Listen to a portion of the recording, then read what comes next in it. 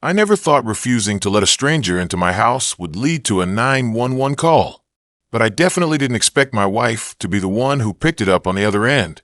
It was a scorching Saturday afternoon, the kind where the air feels like it's pressing down on you.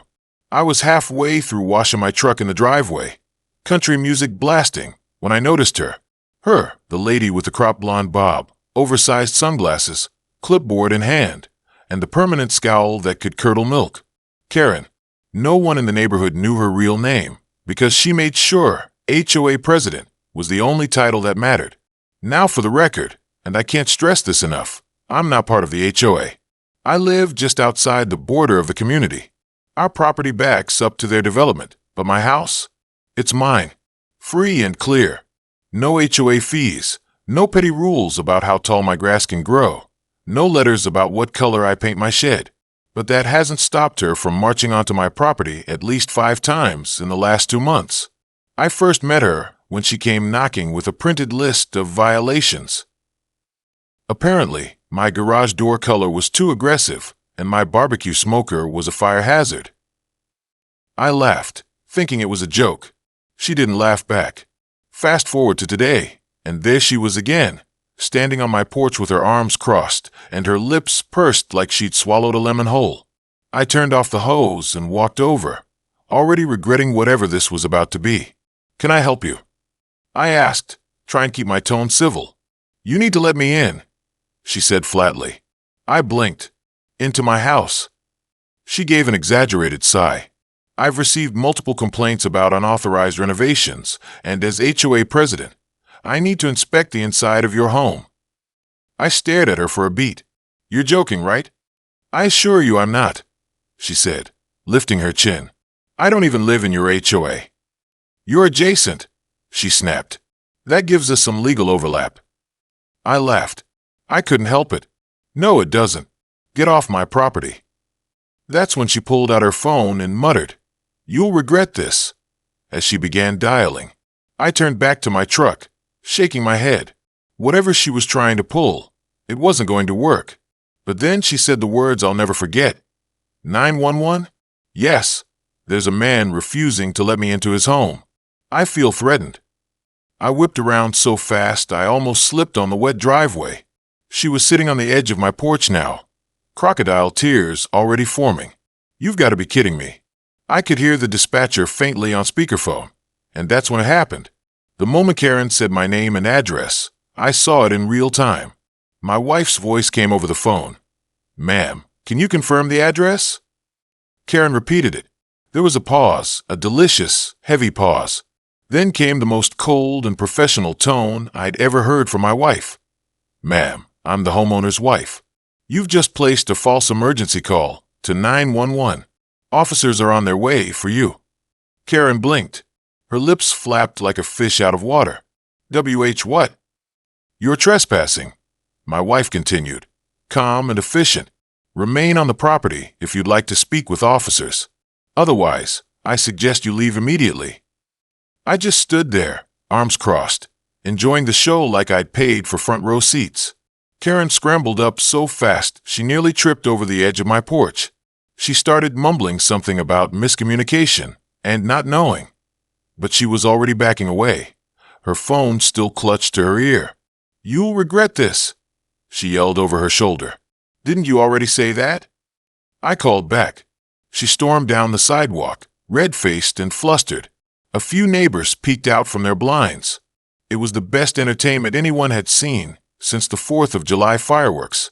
But that wasn't the end of it. Not even close. About 20 minutes later, a police cruiser rolled slowly up to my house. I waved from the porch, already knowing who sent them. The officer stepped out, looked around, and then gave me a friendly nod. "Mind if I ask what happened?" he said, pulling out a notepad. I gave him the full rundown, start to finish. I even had Ring camera footage of Karen's little performance and her 911 call. He watched it silently, jaw tight. When the video ended, he sighed. "We've had complaints about her before," he said, lowering his voice. "She's been warned not to overstep." I raised a brow. "So what happens now?" "Well, calling 911 under false pretenses is a criminal offense," he said carefully, especially when it's a civil matter that didn't involve danger or trespass. If the district attorney decides to pursue it, she could be fined, possibly even face misdemeanor charges. I nodded slowly. Sounds fair. He smirked. By the way, your wife's got a solid dispatch voice. Yeah, I said proudly. She doesn't take crap from anybody, including me. The officer laughed, took my statement, and left. I figured that was the end of it. Wrong again. 2 days later, a letter showed up in my mailbox. Not from Karen, from the HOA legal team. Apparently, she had escalated things and claimed I was harboring illegal modifications and that my property presented a danger to the integrity of the neighborhood. They demanded a full property inspection, or they'd file a civil injunction. I stared at the letter for a full minute. Then I picked up the phone and called my wife. She answered in her usual calm tone. 911 dispatch. I laughed. It's me. Oh, she said cheerfully. Is this another non-emergency? Sort of. Remember Karen? Don't tell me she's still going. I read her the letter. There was a pause. Then, okay, we're done playing nice. The next morning, my wife was already one step ahead of me. She'd printed the HOA's letter, highlighted every legally questionable statement in neon yellow, and had begun drafting a response. You see, she wasn't just a dispatcher. She also had a paralegal background from years ago, and she didn't take kindly to intimidation tactics. I'm contacting the county property assessor, she said over coffee. We'll get official records showing we're not under any HOA jurisdiction. That's our first nail in their coffin. I watched her work in awe. The woman had a quiet, terrifying efficiency. Within an hour, she had the documents pulled, labeled, and bundled into a PDF package ready to send to the HOA's legal team. Along with it, she included a firm letter explaining that any further attempts to enforce rules on a non-member would be treated as harassment. I thought that would be enough to scare them off. I thought wrong. That Friday, I returned home from work to find a man in a suit standing in my yard with a camera. He was taking pictures of my shed, my truck, even the plants near the fence. I stepped out of the car slowly. Can I help you? I asked. He jumped a little, then straightened his tie. I'm with the HOA inspection committee, just doing a documentation sweep. You're on private property, I said flatly. I didn't give you permission to be here. Well, your backyard fence encroaches within 15 feet of HOA perimeter lines, so technically. No, I interrupted. That's a lie. I've got the property maps. You're trespassing. He hesitated, then tried to casually back off. Look, this is just procedure. I walked right past him and into the house. 5 minutes later, my wife was outside with her phone in hand. The man was still on the sidewalk, pretending to check something on his clipboard. You have 2 choices, she told him. Delete the photos and leave, or we file a restraining order. He looked like he wanted to argue, but the way she stared him down, it was like she could see through his soul. He left without another word. Later that night, we installed 2 more security cameras facing the street. I had a bad feeling this wasn't over. Sure enough, at 2:16 a.m., I got a motion alert. I opened the app and saw a grainy image of someone walking near the edge of our driveway. Hoodie. Flashlight. I stepped outside quietly, just in time to hear the sound of someone stumbling into the garbage cans. I flipped on the floodlights. There she was. Karen. She squinted into the light, clutching a stack of envelopes. Are you serious right now? I asked. She froze. You left your trash bins out on the curb past collection day. That's a code violation. It's Tuesday, I deadpanned. She waved the envelopes. I'm issuing you official notices. 1 per offense. I didn't say a word. I just pulled out my phone and started recording. Karen turned on her heel and stormed off, muttering about how some people don't appreciate leadership. The next morning, I took the footage straight to our county office and filed for a trespass order. They reviewed the video, nodded, and stamped the paperwork. It was legally binding. If she came onto our property again, she could be arrested. But the thing about people like Karen is, paperwork doesn't scare them. They think they're untouchable. That weekend, the entire HOA board showed up. 4 of them. Clipboards, suits, sunglasses like they were FBI agents. They stood on the edge of our yard, like a firing squad. I stepped out with my coffee and stared them down. One of them, a man with a perfect part in his hair, stepped forward. "We're here to enforce compliance." "I'm not in your HOA," I said for the 10th time. "We've rezoned," he said smugly. "You're now under our jurisdiction." I laughed so hard I choked on my coffee. My wife appeared beside me with a stack of legal papers, slapping them into the guy's chest.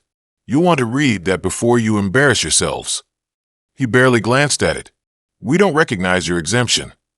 "Then you'll recognize this," she said, pulling out her phone. "The local news.